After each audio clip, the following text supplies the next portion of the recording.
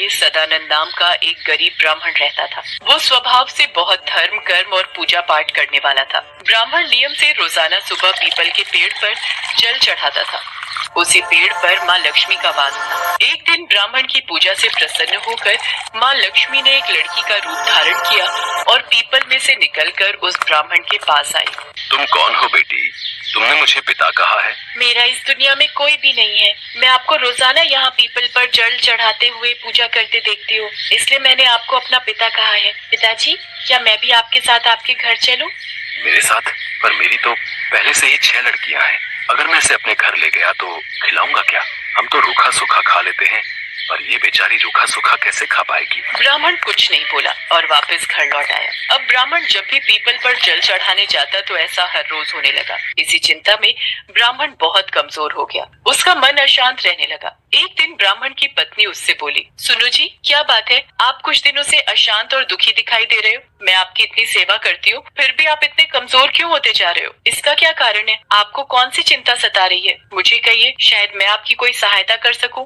यशोदा, कुछ दिनों से मैं जब भी पीपल पर जल चढ़ाने जाता हूँ, उस पीपल में से एक लड़की निकल कर आती है और मुझे बड़े प्रेम से पिताजी कहकर बुलाती है और रोजाना मेरे साथ आने की बात कहती है। अब तुम ही बताओ, हम उस कन्या को क्या खिलाएंगे और उसकी क्या सेवा करेंगे? अरे, तो इसमें चिंता की क्या बात है? जहाँ हमारी 6 लड़कियाँ हैं, वहाँ एक और सही। और उसने आपको पिता कहा है। अब वो हमारे यहाँ आएगी तो अपना भाग्य साथ लेकर आएगी, इसलिए उसे कल अपने साथ ले आना। अगले दिन जब कन्या रूप में माँ लक्ष्मी ने ब्राह्मण को घर साथ चलने के लिए कहा, तो वो लड़की को अपने साथ घर ले आया। जिस दिन से ब्राह्मण उस लड़की को घर लाया, उसी दिन से उसके दिन बदलने लगे। यशोदा, तुम्हें पता है, भिक्षा के लिए जहाँ रोज मुझे 1 या 2 कटोरी आटा मिलता था, आज मुझे बोरी भरकर आटा चावल मिले हैं। यशोदा, मुझे तो लगता है कमला हमारे लिए देवी लक्ष्मी का रूप बनकर आई है। वैसे हमारी सब बिटिया बाहर खेल रही हैं, पर कमला बिटिया कहाँ है? रसोई में जबरदस्ती खुद खाना बनाने चली गई है। मैंने तो उसे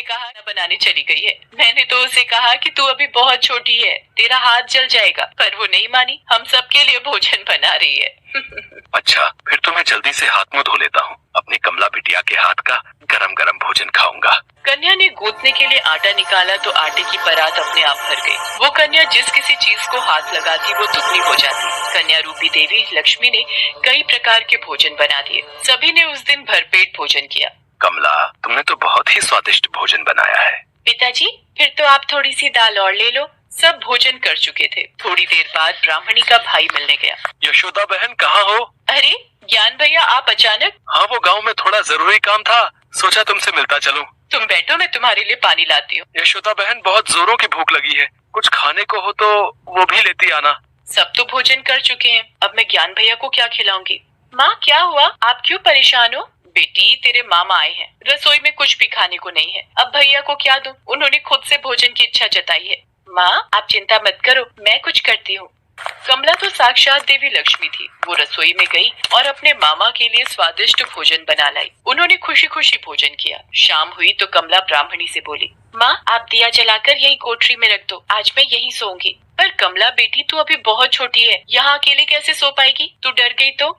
माँ, आप चिंता मत करो, मैं नहीं डरूंगी। यशोदा को समझाकर कमला बनी लक्ष्मी माँ कोठरी में ही सो गई। आधी रात को कन्या के रूप में माँ लक्ष्मी उठी और कोठरी में चारों ओर देखने लगी और देखते ही देखते कोठरी में धन, दौलत और अनाज के भंडार भर गए। माँ लक्ष्मी अपने देवी रूप में आ गई और वहाँ से जाने लगी। तभी ब्राह्मण ने उन्हें आवाज लगाई, देवी लक्ष्मी, आप मेरे घर में एक कन्या के रूप में बेटी बनकर आई और मैं आपको पहचान भी नहीं सका। हे लक्ष्मी माँ, हम पर कृपा करो। हे देवी लक्ष्मी, हमसे कोई भूल हुई हो तो हमें क्षमा कर देना। तुम दोनों ने तो मेरी बहुत सेवा की है और मैं तुम दोनों की सेवा से बहुत प्रसन्न हूँ। तुम दिन रात पूजा पाठ में ध्यान लगाते हो, मेरी पूजा करते हो, सबका भला करते हो। तुम्हारा स्वभाव बहुत ही दयालु है। ये देखकर मुझे अपार प्रसन्नता हुई है। मेरा आशीर्वाद सदैव तुम्हारे साथ रहेगा और तुम्हारे जीवन में धन, दौलत, वैभव और शांति में वृद्धि होगी। इतना कहकर देवी लक्ष्मी अंतर्ध्यान हो गई और उस दिन से ब्राह्मण के घर में सभी प्रकार के सुखों का वास हो गया।